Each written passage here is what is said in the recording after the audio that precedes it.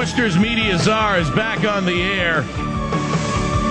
Jim Polito here on WTAG AM 580, 94.9 FM. Streaming at WTAG.com on your smartphone at iHeartRadio. Also, live and simulcast on Charter TV3, making history in Worcester. History. The first local news and talk on television in Worcester in their entire history. Take that, old man Stoddard. Huh? And you John Birchers. Okay, we got to get back on a serious track here because we are discussing, we're going to discuss the 13th Worcester. Now, if you know anything about the 13th Worcester, it is it's a seat that has been held by this man. Act like a man! What's the matter with you? It's Bobby Spillane's seat. And he's going bye-bye. And he hasn't been showing up for a lot of votes as a lame duck. He said he's been busy with the kids. Well, you know, there's a lot of different places he hasn't made scenes with the kids around the city, so I'm sure he's had to find some others. Anyway, let me divest myself of all of that so that it won't in any way taint this next guest, who is a candidate for the seat. He is a individual who serves the country wearing the uniform, so that's big points anyway in my book, and just came back from a tour of duty. He's also an attorney, and he is running for the 13th Worcester on the Republican side and just picked up a big endorsement. Joining me now, Paul Franco. Good morning, Paul. Good morning, Jim. How you doing? I'm good. How are you, sir? Excellent, excellent. Well, why don't you tell me, you were down in the nation's capital for a while there. I know we've talked before, but just fill me in on what your responsibilities were and which branch of the service you're working with. Yes, I'm Lieutenant Colonel in the JAG Corps, and my job was a soldier's counsel, and my job was to represent soldiers that were injured in the war and make sure that they received their appropriate benefits before they're medically separated and retired.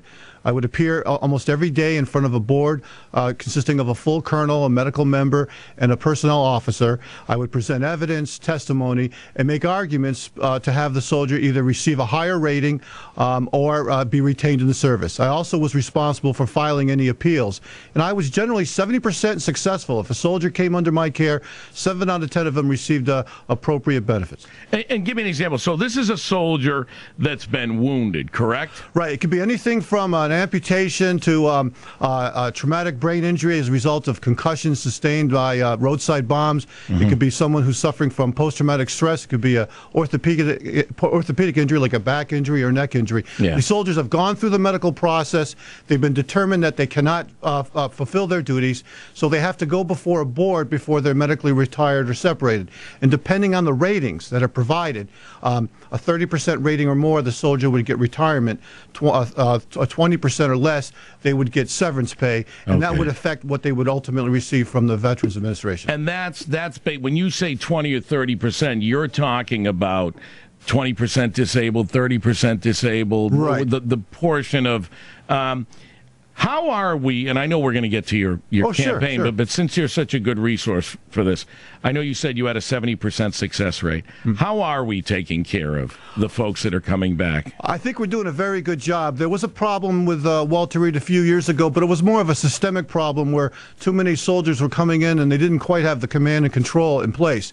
They've made some radical changes both in the housing of the soldiers and treatment. The treatment was always very good. The doctors and nurses and the physical therapists at Walter Reed, extremely dedicated. You'd be very proud of what they do. Okay. The soldiers themselves, they're governed by statute. There's a Veterans Administration schedule for rating disabilities that governs what they receive. And basically what you try to do is plug in the soldiers' injuries or disabilities into the code that creates the most favorable outcome. Now, it's a non-adversarial proceeding, but if you give the soldier a lawyer, obviously there is some adversarial process. The board members sometimes sometimes, we agree or disagree on how to characterize a particular rating. But my job was to advocate for the soldier to make sure that they got the fair amount of benefits. And like I said, sometimes I thought the soldiers were getting shortchanged, and believe me, I let the board know it, and I would take them up on appeal to the Army Disability Agency, and I was very successful at that level as well. So, but generally, I think you would all be proud of how we're taking care of our soldiers right now. All right, and we're talking with Lieutenant Colonel Paul Franco, who's back from active duty, from deployment, and now is running in the 13th Worcester. And, well, let's just start like this. You have no other Republican opponent. You're running unopposed. That's right. And on the other side, we have how many Democrats are running for this seat? I think 742? The 6. And actually, I've met 3 of them on the campaign trail that I've never met before. It's almost like we're tripping over each other going to the doors. That's okay. That's okay. So there's 6. Okay. 6, yeah. Okay. Now, there was an independent running. There was actually 2. There were 2 independents right. running. You picked up an endorsement. One of those independents dropped out. Who was the independent? His name is Bruce Card. He's a resident of our district, but he's been working as a firefighter for the Shrewsbury Fire Department for a number of years. He contacted me recently. He said he had read all of the, he made a decision not to run. He said he had personal issues, family commitments that he couldn't take care of, and didn't want to, couldn't continue the race. Yep. He read everyone's website, all the materials. He selected me. He said I had the message that was clearly consistent with his vision. Contacted me, said not only did he want to endorse me, but he also wanted to help out in the campaign. So I met with him, and we had a nice conversation. We had a press conference just the other day that the TNG covered quite well, and he's on board, and I really appreciate the endorsement. He's a heck of a nice guy, and I also encouraged him. I said, Bruce, this may not be the best timing for you, but stay involved, stay active. We need citizens like Bruce and myself who are coming out into the public race and politics for the first time to make a difference, to make our legislature more accountable to the people. Just like your listeners who are out there, working hard, trying to make ends meet, trying to raise their families, educate their kids, do what's right. We need more people that are members of the general public to go out there and hold our government accountable. All right.